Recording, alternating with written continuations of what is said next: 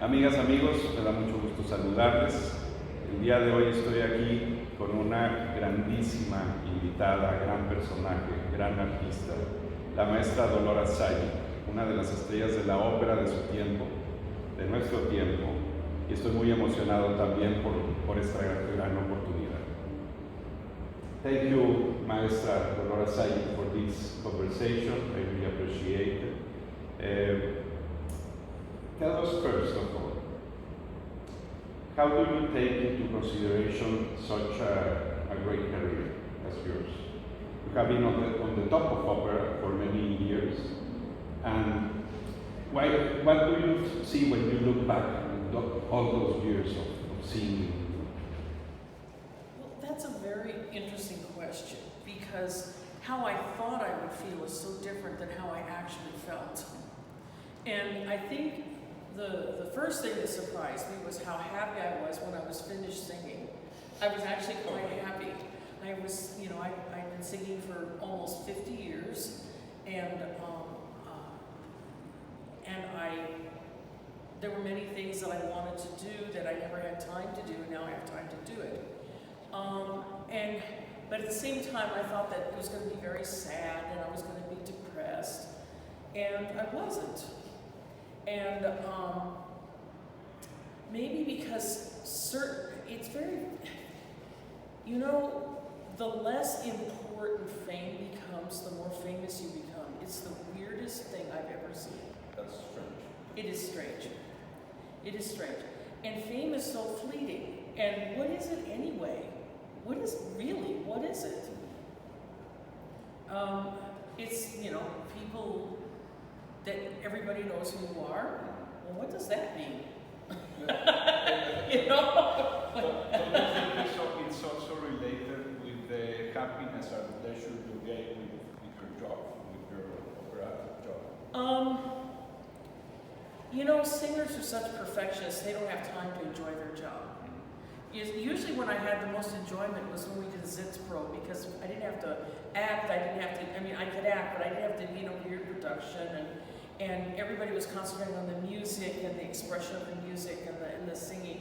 And some of my most rewarding moments, oddly enough, were in those musical rehearsals, when everybody was just together.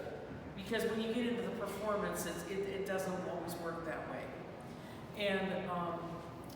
And I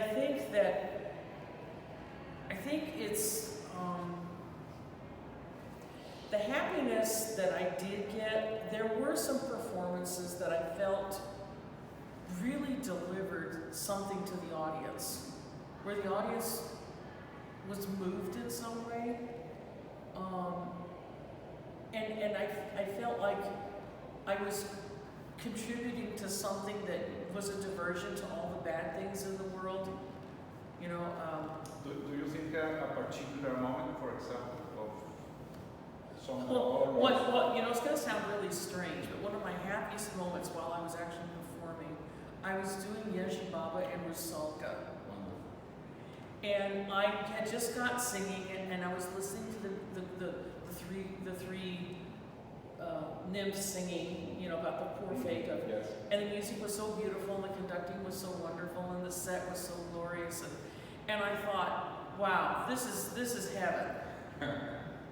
Yes, and and it wasn't anything big that I was doing. It was just one of those quiet moments. It wasn't when I was singing. It's when I finished singing, got off stage, and I had enjoyed performing it, but then I was listening to what was happening. I was actually enjoying it, because when you've done 250 omnibuses, the music gets really old, and you've got to find ways to keep it fresh. Okay. So you weren't thinking on Razza, you were thinking on Yeji Baba. No, I was thinking of the three nymphs. Yes. The way they were singing, it sounded so beautiful, and I thought, oh, that's very nice music. It was Wonderful. Yeah. You are here for an academic project in Monterrey. Yes. But yes. In a sense, the part of formation has always been close to you. Even you emerged from the Merola program. Yes. Correct. Yes. Do you see some change in terms of education for opera singers? Yes. Yes. Yes, I do. One of the changes that I see is what people consider too old. That moves like this all the time. And people often don't understand the evolution of a dramatic voice. And sometimes for sopranos, they cut them off at 30 no matter what. And the thing is that some dramatic sopranos, they need to wait till they're 34 to go into a program like that, 32, 31. Yes. I was 31 when I went into Maryland. I was the oldest person in the program. So you were late bloomer in a sense, or in a... Yes. My trajectory followed, it didn't follow the same trajectory as, say, Barbieri or Stignani, who started really early singing. Mine followed more the pattern of Singionato in that I did a lot of small roles and covers and things like that until I was in my mid-30s, early 30s, and then all of a sudden I was in the international limelight. So, she kind of followed a similar path. Okay. Yeah. Wonderful. Yeah. If you only had one advice to give to these young people, what would it be? Find a good voice teacher. That's easier said than done, but I can't tell you how important it is. Doesn't matter what school you go to, doesn't matter, you gotta learn how to sing. And you just go where that teacher is. You can find a way to get the rest of it somehow, but you gotta get that voice teacher first. And that means you need to audition your teachers. You can't just go to a fancy school and expect to get a great teacher. You often get the bottom of the barrel. You'll get sometimes the worst teacher there because they have to take turns with the new people. Okay. And so, and if the student has a relationship with the teacher before they audition, it makes it a very different situation. So I would advise singers to audition the teachers. And unless you're older, there's no rush to go to graduate school right away. Take a year off and use that to explore, to find your teacher if you haven't found one yet when you're young. But the sooner you get that teacher, the better. I don't know if you agree, but sometimes a great singer does not equal a great teacher. Sometimes that's true. Sometimes. Yeah, sometimes that's true, actually. It's sometimes true.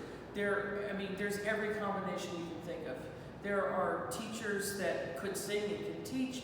There are teachers that couldn't sing but can teach. There's teachers that can sing but can't teach. And everybody's different. Because teaching requires a certain kind of mindset, I think, a certain kind of mind to pass on that information. Okay. And do you feel close to that type of? Well, I would like to think so. I hope so. I think I am. I'm able to pass on the skills that I have. And I'm able to encourage skills in people that maybe I didn't quite have in my career, but I know how to tap into that person, what they can do. Okay.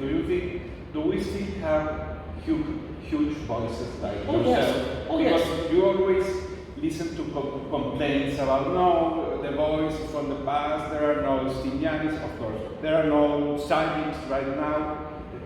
What is it? Okay. No, it's a very good question. This is why we founded our organization. So we did an experiment.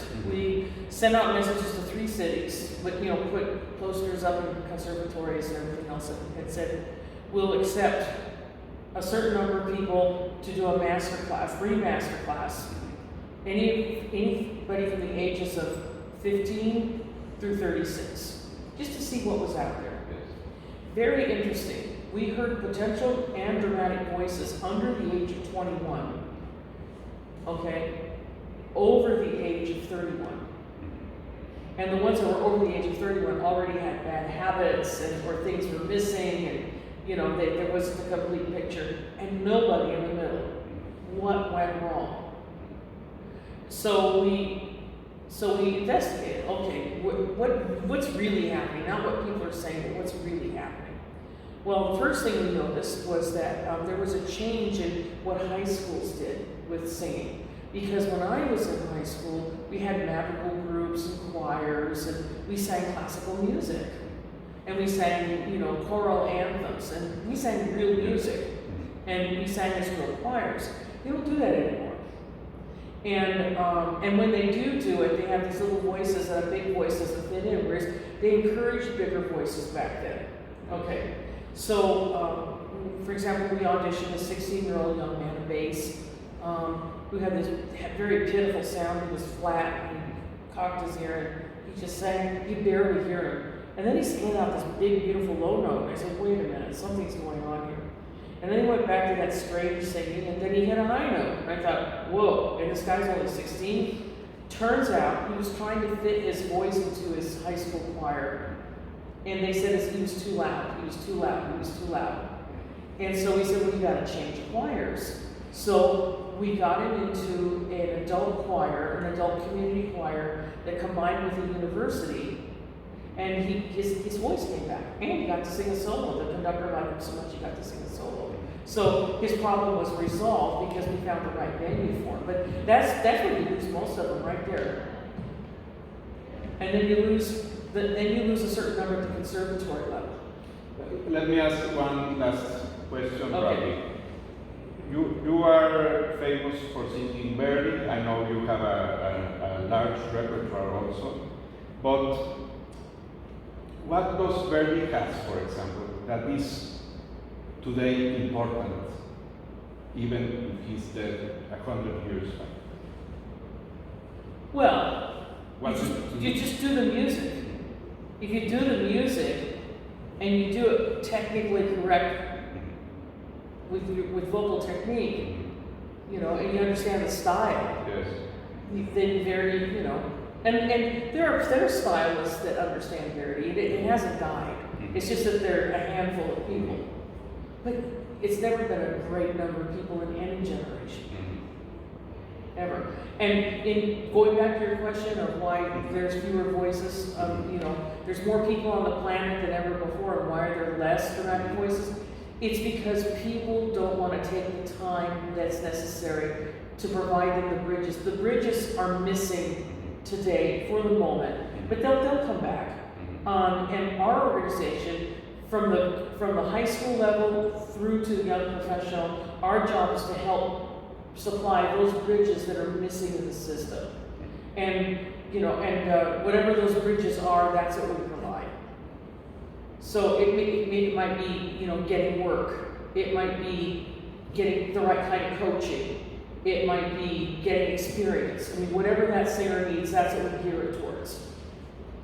Thank you, Maestra Zajick, for these nice thoughts, and I appreciate your time. Thank you. Thank you very much. Thank you very much.